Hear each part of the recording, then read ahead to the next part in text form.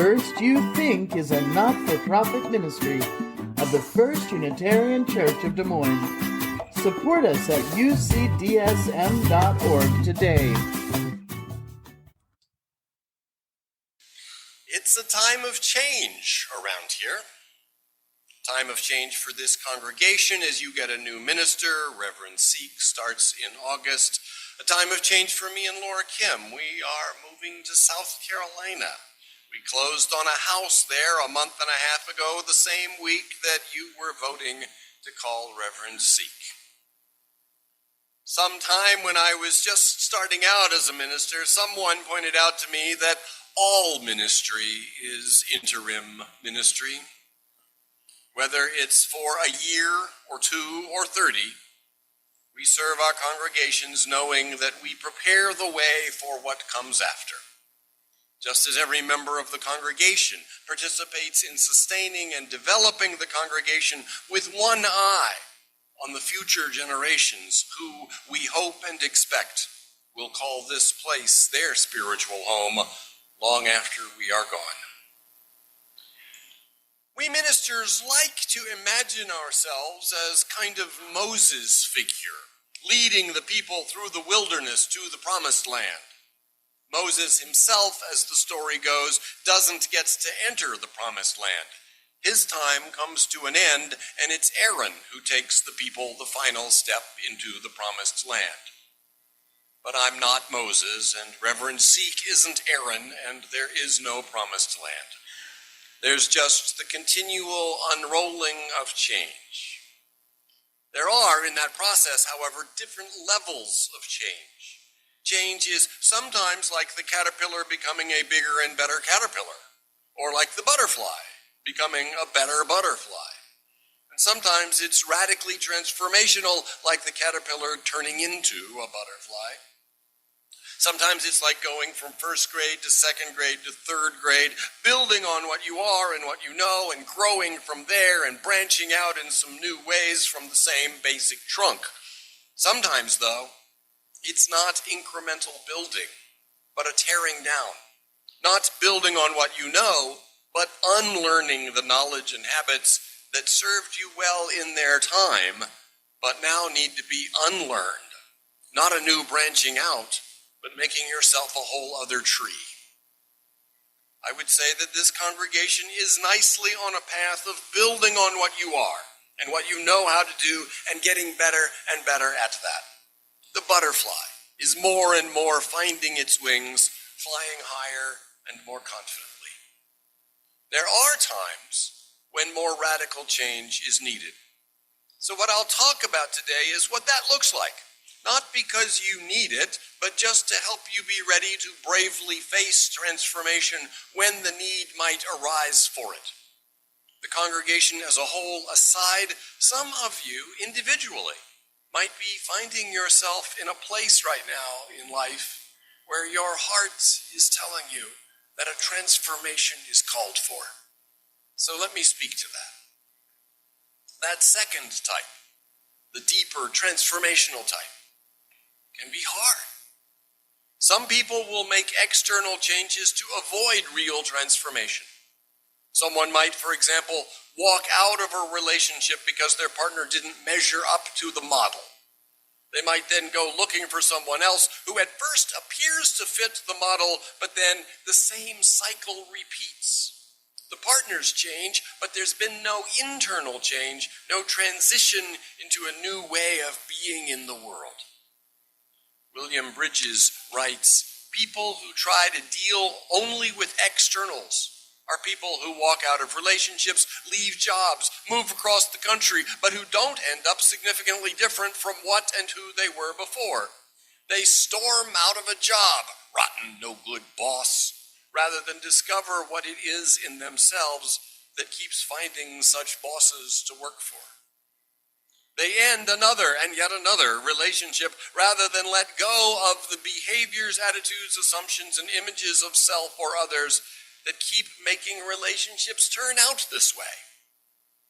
Sometimes we change as a strategy to avoid changing. That is, we make external changes so we don't have to internally change. At It's like we have an inner concept of the cast of characters we want to play the supporting role in the show of our lives. We need a supporting cast that includes the flawless parent, the noble leader, the perfect spouse, the trustworthy friend, and so on.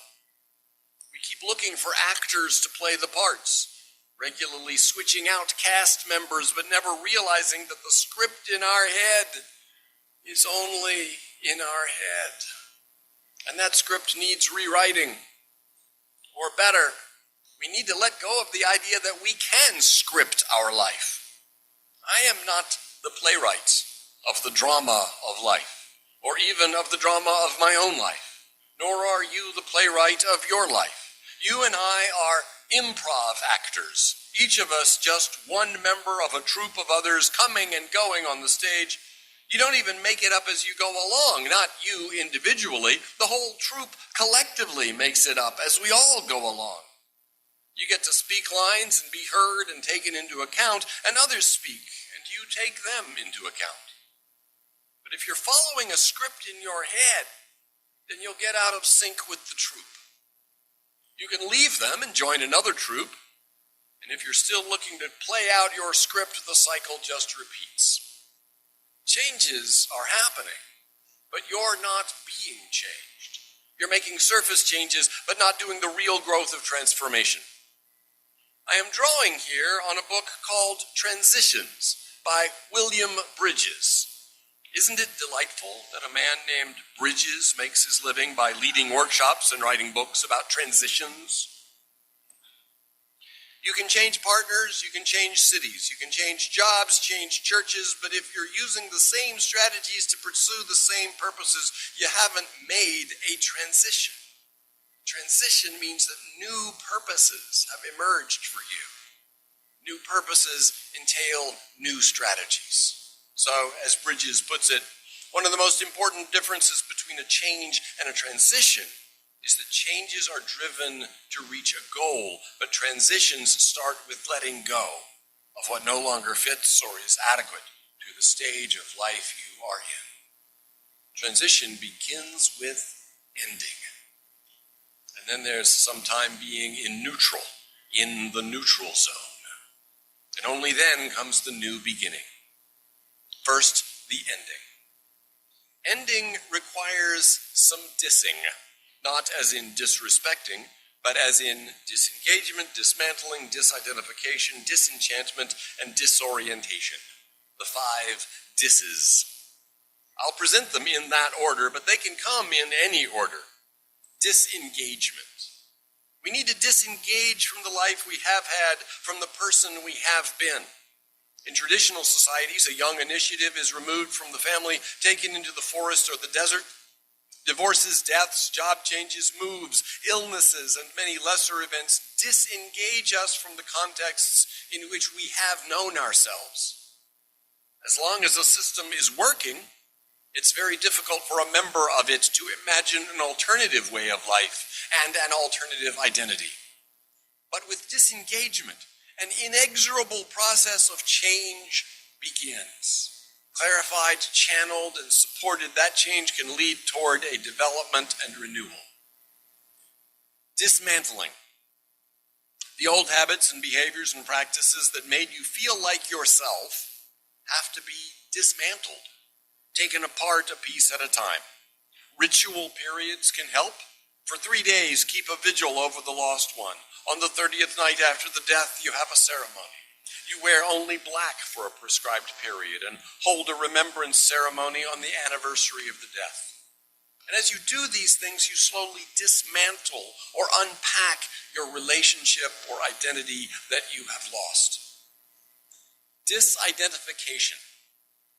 In breaking your old connections to the world and taking apart the internal structures required by those connections, you also lose your old ways of defining yourself. Maybe there's the loss of role that prescribed your behavior and made you readily identifiable. One way or another, most people in transition have the experience of no longer quite being sure who they are. That's disidentification. The old identity stands in the way of transition, and of transformation and self-renewal. But losing an identity is uncomfortable. Disenchantment. This is the discovery that, in some sense, one's old world is indeed no longer real. Recall, for instance, the disenchantments of childhood, that there is no Santa Claus, that parents sometimes lie and are afraid and make stupid mistakes and like silly things, that best friends let you down. The lifetime contains a long chain of disenchantments, many small, a few large, lovers who prove unfaithful, leaders who are corrupt, idols who turn out to be petty and dull, organizations that betray your trust. Worst of all, there are the times when you turned out to be what you said and believed that you were not. Sometimes a significant transition begins with disenchantment and letting go of what used to seem true. And disorientation. The reality that's left behind was one in which we felt we knew which way was up and which way was down, which way forward and which way back. It orients us. But in a transition, the old sense of life as going somewhere breaks down.